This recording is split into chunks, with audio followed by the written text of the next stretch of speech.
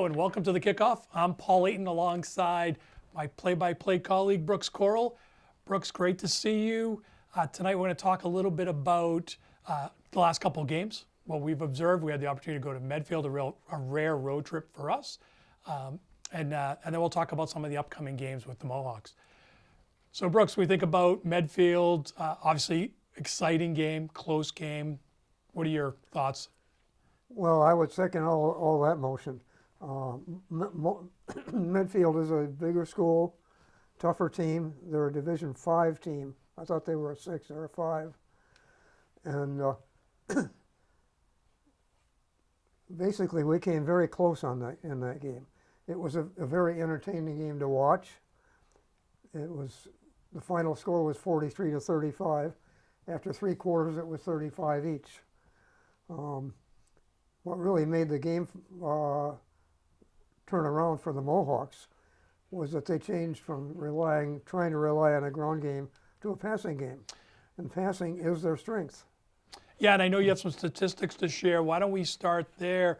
Owen Caulfield, we mentioned in the pregame, second game back from the injury, he had as good a night as you can possibly have in a loss. Can you tell us a little bit about his numbers?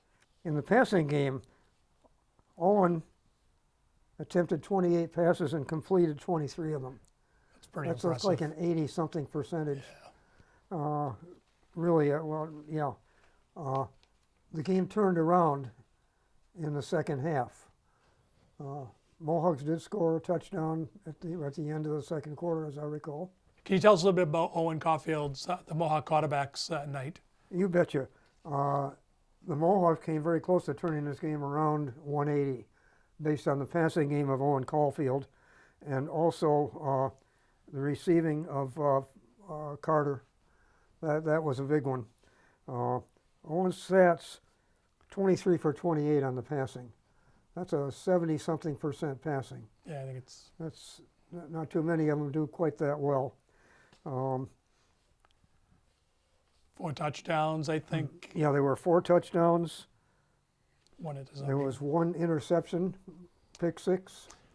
Yeah, so the pick 6 was ours, but in the stats that doesn't count as a play. It's a defense. Right. Well, it was the Mohawk defense that had the pick 6. The pick that Owen threw ended the game. Owen was 23 for 28 on his passing game. Really was a good night for him. 253 yards. 4 touchdowns.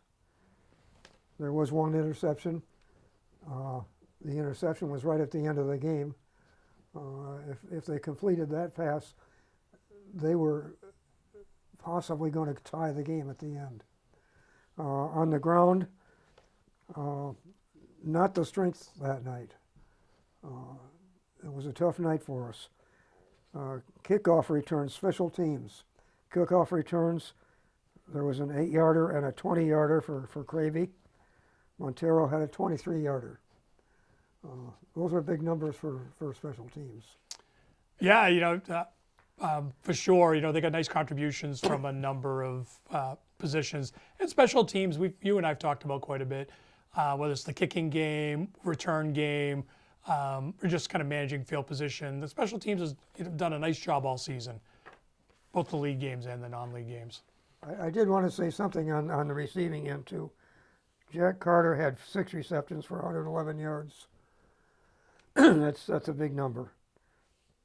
Fournier had 7 receptions for 70 yards. So those were big.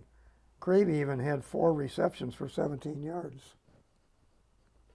Yeah, like you mentioned at the beginning, when they kind of committed to the passing game, got some pretty good upfront blocking from their offensive line, gave Owen a little bit of time to throw, spread the ball around. They really had a terrific night, throwing the ball in Medfield. Still on special teams, kickoff returns. Cravey had 40 yards, Montero 23. That's pretty good too. Considering the 40 yards is from 2 returns, the 23 is 1 return. It's nice to see the freshmen getting involved too. Jaden Montero with the 23-yard return. He's a freshman with a lot of talent, and it's great to see him get the ball. And we also saw Tyler. I don't know if he just showed up on the stat sheet or not, but Tyler Shepard had a couple of nice returns. In that kind of middle of the special teams return game.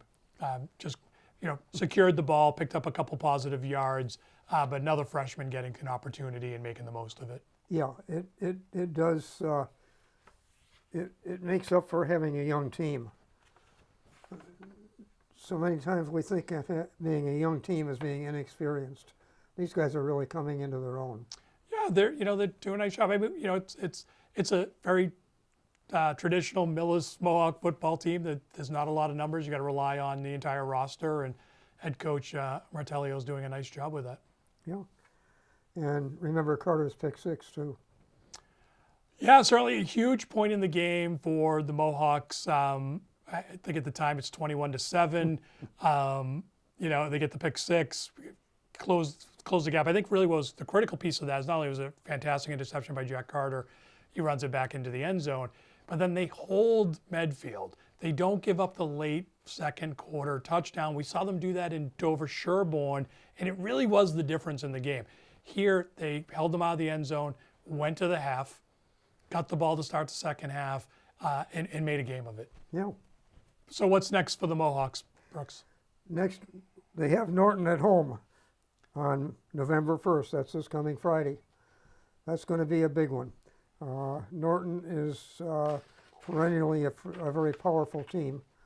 They are 4-3, I think, this year, so there's a chance. And you've been covering the team for a long time, Brooks. Why does this feel like a rivalry game every time we play Norton? They're big, they're tough. In the days when you got extra points toward the playoffs for playing larger division teams, which we don't anymore. Norton was a team that was I think they're a Division 5 team, which makes it a lot bigger school than Millis. Sure. They're perennially a team that we have a hard time with. Yeah, for sure. And I think that rivalry thing extends to all the sports at Millis. I've had opportunity to watch some basketball, varsity basketball, varsity volleyball, for both them boys and girls. Norton's always a big deal, Yeah. and I expect it to be a big deal this week. I think you had mentioned they're 4-3. They're having a pretty good season. They've got some nice wins. I think we're going to see a very good football game. Yeah. And interestingly enough, Norton used to be in the Tri-Valley Large Division. They moved them into they and Medfield have moved into the small division. So they're in our division now. Makes it more meaningful too when we play them. Sure, for sure. All right. Well, Brooks, it's always good to catch up with you and talk a little bit of football.